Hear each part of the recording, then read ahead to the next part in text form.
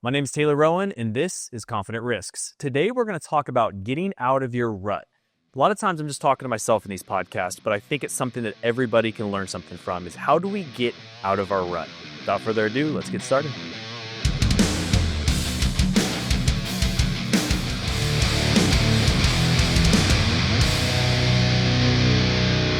The rut, it's something that every single one of us deal with. It's doing the same thing over and over every single day. You get up, you eat breakfast, you go to work, you're driving to work, you're thinking to yourself, oh my gosh, I'm going to the same job. Maybe you don't like your job. Maybe you get a new job. I don't know what that thing is, but every single day we get in that rut, and I have been guilty of it. I know my family's guilty of it.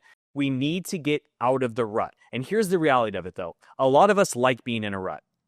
And you think to yourselves right now, maybe, oh my gosh, I got the same things. But a lot of us like that. And we have to really ask ourselves the question is, do we really want to get out of this rut or do we like being here? And I'm going to give you a couple of different ways to maybe figure out if you like being in the rut or if you truly do want to get out of it. So for me, I know if I have to get out of this rut, I have to start saying yes.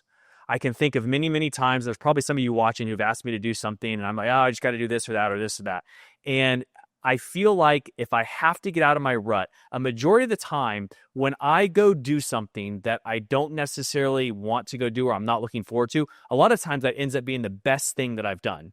And think back to those situations. When you live in the moment or you go do something that maybe you didn't necessarily want to do, it ends up being the best time. And why is that? It's because we don't put something on a pedestal. We start thinking about maybe we've planned a trip and we're thinking through this trip for so long and oh my gosh, I can't wait to go to this trip, and you're building this thing up in your head and you're thinking, man, this is going to be so grandiose. I'm going to go do this, and then you get to the trip and it's starting to happen. You're like, this was a big letdown. Maybe it's a concert, maybe it's an event that you're going to, whatever it is. We all can build that up in our head so big and like, man, this is going to be the event, and you get there and it's a letdown. But the most rewarding times that I have had in life have been the things that I've been asked to do that I necessarily didn't want to go do, that just felt like, this is just out of the norm for me. I don't necessarily want to go do this, but I do it anyway. And that was a great time. Why is that? It's because we didn't build the situation up in our head. We didn't think about it for weeks, months, years, whatever that is in our head to build this thing up to something that it wasn't. And then all of a sudden we're let down. I was talking to family members just a few months ago about this. It's, you look forward to these trips so much and you get them so built up and then you're let down. We have to start living more in the moment. Your friends ask you to go do something. Oh man, I really don't want to go do this tonight. I feel like I could just stay with what I'm doing right now. This is where I'm comfortable at. But instead we say yes and we go do it. And we're so grateful and happy that we did that because our mindset was so low that it was going to be so bad. And then we let ourselves live in the moment. That's what we have to start doing in life, is we have to start living more in the moment. Now, like I said, some of us like being in that rut. Some of us go along every single day. We want to have the same job. We want to do the same thing. Maybe we just like complaining about it. And that's our question that we have to ask ourselves is, do I just like complaining or do I really want to make a change? That's the biggest question that you have to ask yourself. And the only way to answer that is when you're able to then say yes. We've seen that movie Yes before, where you have Jim Carrey and he just goes around and he just starts saying yes to everything. And you see this fulfilling life that he starts to live. I mean, obviously there gets to a point where you have burnout.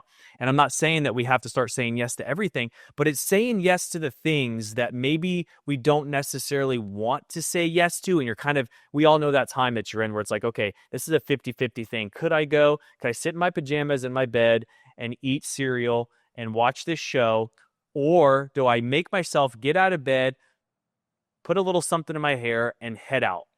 Those are the times when you think back, truly think back to those times. Those are the times that you have the best time in life, are the times that you don't build up in your head. And in order to do that, we have to start living in the moment.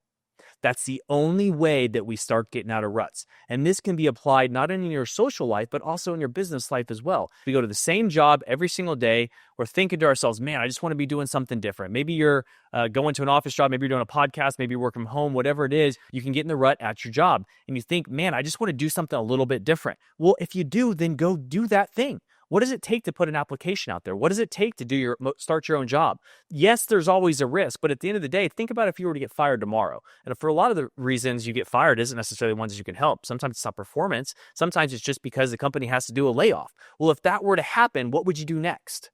And I talked to a friend just yesterday about this, actually. They got laid off, and it was just due to, a company-wide layoff they were doing in certain areas, and they were doing a little bit of downgrading, and they were just pulling back on some of their employees. And she was thinking about that, and it was like, you know what? At the end of the day, this is probably going to be a blessing in disguise. She got a severance package. She has time to think about what her next move is going to be. She has until roughly January, so she's got 2 or 3 months here to think about it.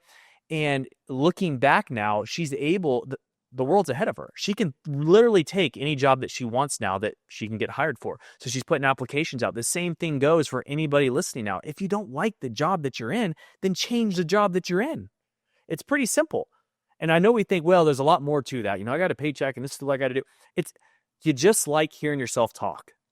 This is a reality check. You just like hearing yourself talk. To go get another job takes about just as much effort as it does to complain about your job. Go look for something different if you don't like. If you're in a situation that you don't like, then change it. That's a pretty simple speech to give to everybody. If you're in a rut in your social life, start saying yes. If you're in a rut in your business, go look for something different. Start something on your own. All of these things, all it takes is a mindset. The mindset is, okay, am I in the rut that I'm in because I like talking about the rut that I'm in? Or am I in the rut that I'm in because I'm not saying yes or I'm not looking other places at things? And that's typically what it is. I look at myself on this one all the time. I think about, man, with my family, the things that I do every single weekend, I'm doing the same things. So I start thinking, well, gosh, I really don't want to have to get up to go do something, but I do it anyway. And why do I do that? Because when I get to the soccer fields and I start kicking around the football with my son, or I'm kicking the soccer ball with my daughter, or I'm going to dance, or I'm going to talk to the other families at the dance practice, and I let myself be a little bit more sociable, I end up having one of the best times of my life. That's how we have to start going into more of the situations in our life. Is it necessarily of, oh, I got to go do this, but what can I get out of the situation I'm going into? And here's another one I can think of. Think about the social settings that we go into. Maybe it's your kids' soccer practices. Maybe it's your kids' soccer games. Maybe it's football games. Maybe you're just going out on a business outing with a bunch of people, your employees that you don't know. Think about the social setting that we're all in at that point. There's nobody there who wants to go up to somebody else and start the first conversation. Yeah, you got the loud person that you know of. I can think of a couple that I know of, and a lot of times that's me. But think about the person that breaks the ice. That person, a lot of the times when we're sitting back or we're waiting for somebody else to start a conversation, we're all thinking to ourselves like, man, I don't want to look stupid to go up and start talking to this person. Or, oh man, I'm going to make myself look dumb if I implement myself into this conversation. The reality of it is, put yourself in the other person's shoes.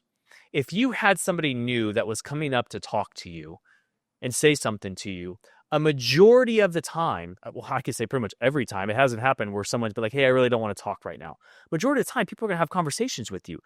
Branch out, start talking to new people at the different settings that you're at. Talk to the people that are there. People want to talk. People just don't want to start conversations.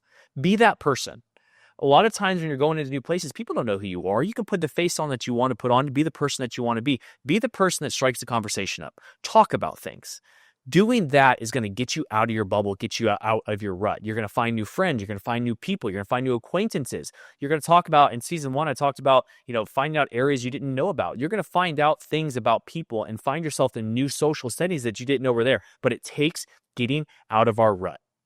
It takes saying yes. It takes setting ourselves up for success, not setting ourselves up for failure. If you want to win the lottery, you got to buy a lottery ticket. If you want to be happy and you want to get yourself in social settings, you got to make friends. You got to get outside of what you're doing right this second, and you got to get yourself into situations where you can succeed, where you can have fun, where you can start enjoying life more. Now, I'm going to take this back. Because a lot of us are thinking right now, well, maybe I got young families right now. I can't just go out and do this and leave it. Then do it with your family. The most fun that I have with my family is when my kids are occupied. If I go with another family who's got kids that are my kids' age, I find that those kids are able to go play, and I'm able to then talk with adults. Now, there's times where, yes, the kids go out and there's arguments that happen, there's things that happen.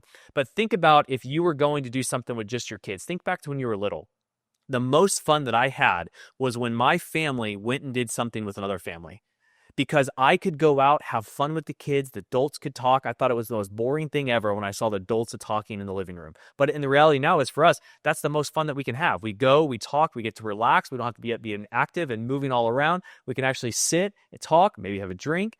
Those are the settings that we need to start finding ourselves in as young adults with young families. And maybe that's talking to the older generation as well. I talk to my family now that all the kids are out of the house, and they have the most fun when they're able to go find situations with other people in their situation where they can go and talk. Get ourselves out of our bubbles. Find the other people, find the other families that we can go talk to, acquaint with, our kids can have fun with. They can go do their own social settings. We can do ours. But it all comes down to this. Get yourself out of your rut. Start saying yes. Start planning things ahead to look forward to, but don't build them so much up in our head. Start living more in the moment. Stop looking at the social medias of the people. Oh man, these people are having a great time going to do this, going to do that. Maybe they are, but that's because they're living in the moment. Now, there are people who go and can make the settings and you're like, man, they're always doing some stuff that's fun. Yes, that's also just a little bit of social media. Put yourselves in situations to be successful and to have fun. Get out of the rut. When we get ourselves out of the rut, we find ourselves saying yes to more things. We find ourselves not watching as many Netflix shows. We find that the fridge is a little bit more stocked than at that point. We're able to then go and have fun. Get out of your rut. I hope you guys are able to take something from today and apply it to your everyday life. I know I am. That's something I have done, and it has helped me out tremendously. Start saying yes. Doesn't hurt. I'm really excited about this season 2, going down these rabbit holes in different avenues. But if you like what you heard today, please hit the like, hit the subscribe button. And until next time, stay sharp and stay resilient.